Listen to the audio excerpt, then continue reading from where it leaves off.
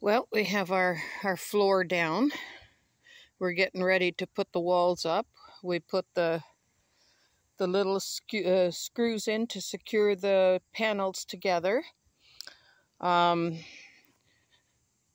usual, we did it right because we did it twice. All the videos we watched, none of them mentioned that the two center panels have to be in a certain position, and the ones on the side, they're pretty straightforward. But then where you want your door, you want the panel with the round circle on the left side so you can put the bushing in. And then the panel on the other side has this kind of weird opening that has kind of a circle type on it. And that's where the other bushing is. I'll show it to you at the back. You can see what it looks like. So the panels have to be in a certain position. So there's the side panel, there's the one with the hole, and then we move over to the one beside it, and it has this weird shape right here.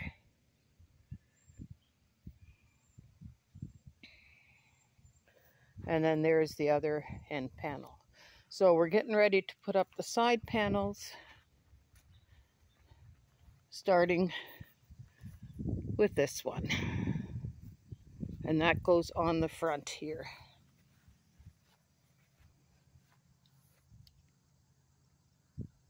Now what we did do is we did put a couple little screws in the floor to keep it in place while we're putting the side panels in. But we'll have to move them as we go so we can put the wedge underneath to get the corners in.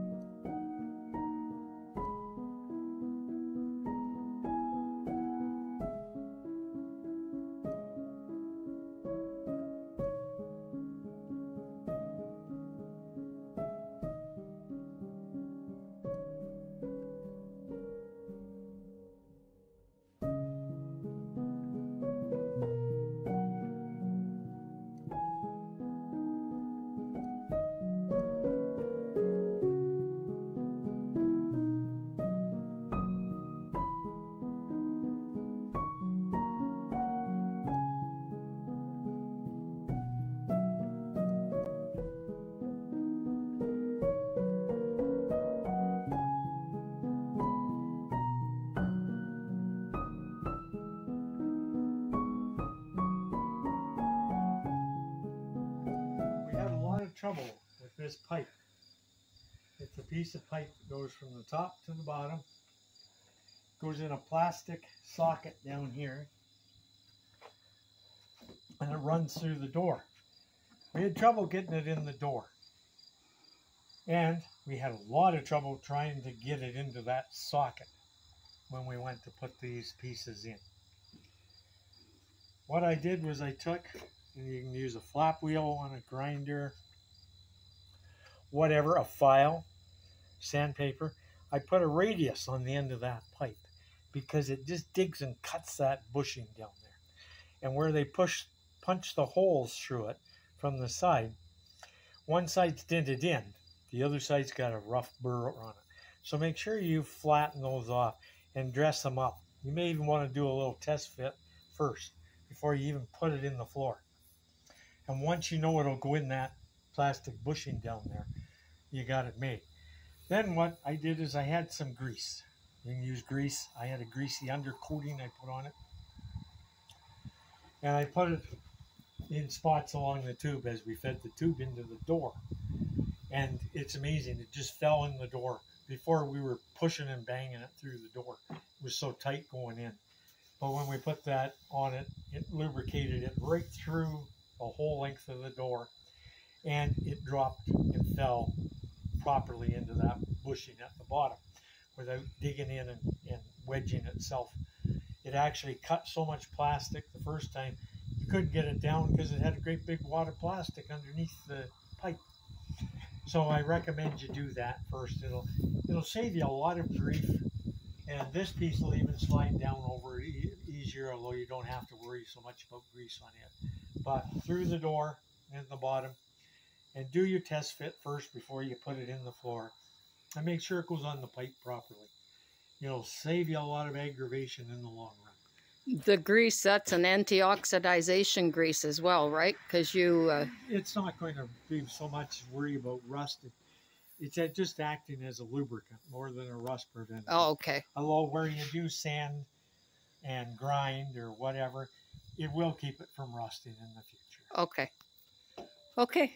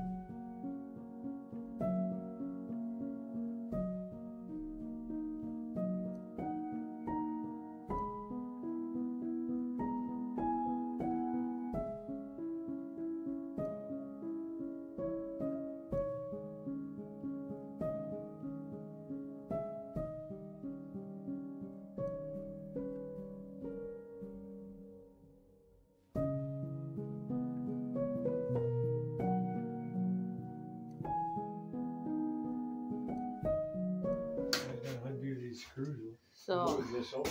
there's the gables in. There's the skylights in, all 4 of them.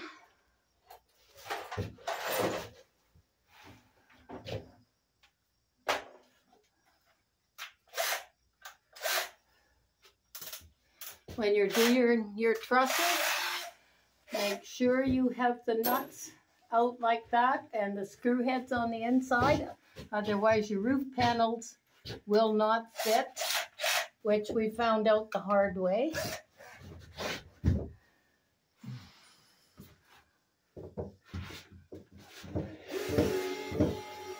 In a perfect world, everything would line up. However, we had to fight with quite a few pieces to get them to line up for the screws.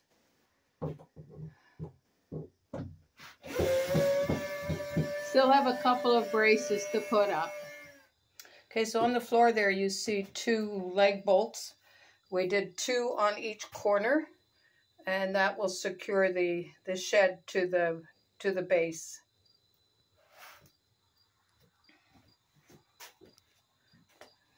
It'd be a little stronger than these other screws that are in the dimples that they provide. There you see it in that corner too. It's a little dark.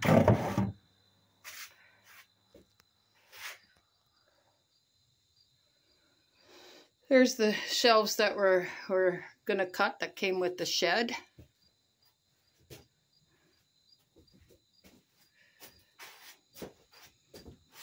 Over here is where my workbench is going to be. It'll be about 60 to 65 inches. And then the 2 plastic shelves will go above it. And then up on this support up there, Roy's going to drill 3 holes for 3 screws. That'll hold a light piece of board up there so I can hang my gardening tools. But yeah, these shelving units, they hold quite a bit. And then there's still lots of room on the floor to put the wheelbarrow on and some other smaller stuff. And there's the snow load braces, all done with self-tapping tools.